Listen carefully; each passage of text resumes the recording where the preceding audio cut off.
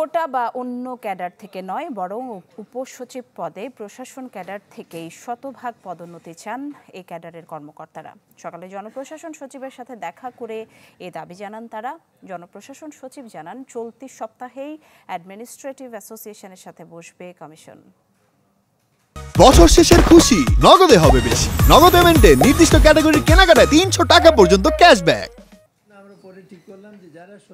পরীক্ষার মাধ্যমে পদোন্নতির ক্ষেত্রে নতুন অনুপাত সহ বেশ কিছু সুপারিশ করতে পারে জনপ্রশাসন সংস্কার কমিশন। গেল 17 ডিসেম্বর কমিশন প্রধান এসব জানানোর পর থেকে অস্বস্তি দেখা যায় প্রশাসনে।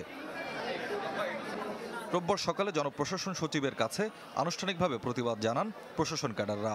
তাদের দাবি, ডিএস পুল সংশোধন করে উপসচিব পদে শতভাগ প্রশাসন ক্যাডার বা সার্ভিসের সদস্যদের পদোন্নতির মাধ্যমে নিয়োগের। ব্রিফিংয়ে বাংলাদেশ অ্যাডমিনিস্ট্রেটিভ সার্ভিস অ্যাসোসিয়েশনের সভাপতি বলেন, তারা অন্য ক্যাডারদের বিরুদ্ধাচারণ করছেন না। যার যার ক্যাডার পদ থেকে উপরের দিকে ওঠার সুযোগ অবারিতই আছে। যার যার অবস্থান থেকে যার যার ক্যাডার পদের থেকে তারা উপরের দিকে ওঠার যে সুযোগ আছে, তাদের সুযোগটা অবারিত আছে। সেই জায়গা থেকে আমরা কখনোই কারো বিরুদ্ধাচরণ করছি না।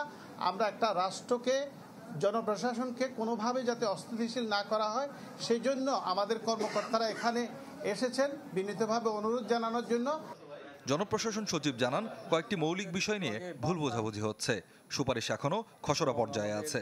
এখানে কয়েকটা মৌলিক বিষয় নিয়ে এত দূরত্ব অথবা ভুল বোঝাবুঝি অথবা কমিউনিকেশন গ্যাপ হচ্ছে। সবাই যাতে বেনিফিটেড হয়, সবাইকে 100% করা যাবে না, কিন্তু দূরত্ব কমিয়ে এনে যেই কথাগুলো বলা হচ্ছে অথবা এগুলো তো এখনো শেপই নেয় নাই, শেপ নেবে। সেই শেপ নেওয়ার আগে আমরা ওনাদের সাথে ক্লোজ ডোর বসে আমরা আলোচনা করব। তিনি বলেন, আগামী 31 ডিসেম্বর পর্যন্ত যে কারো সুপারিশ করার সুযোগ থাকছে। 31 তারিখ পর্যন্ত যে কেউ যে কোনো সুপারিশ, যে কোনো মতামত, যে কোনো তথ্য দিতেই পারে। স্বপ্নিল শাহরিয়ার শিশির, চ্যানেল 24, ঢাকা।